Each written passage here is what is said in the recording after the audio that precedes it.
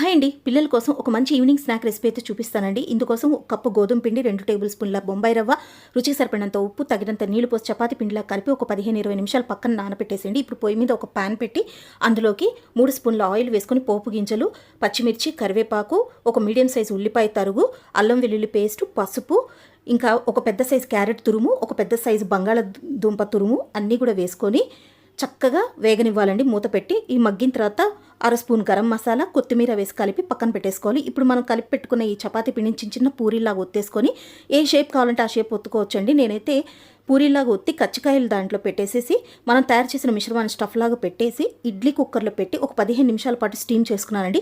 ఇప్పుడు ఈ స్టీమ్ అయిన వాటిని షాలో ఫ్రై చేసుకుంటున్నాను ప్యాన్లో. సో 2 వైపులా తిప్పి షాలో ఫ్రై చేసుకొని పిల్లలకి టమాటా కెచప్తో కానీ సాస్తో కానీ సర్వ్ చేయొచ్చు, లేదంటే ప్లెయిన్గా కూడా తినేయచ్చు. చాలా ఇష్టంగా తింటారండి, చాలా టేస్టీగా ఉంటాయి. నా రెసిపీ మీకు నచ్చినట్లయితే లైక్ చేయండి. Thank you.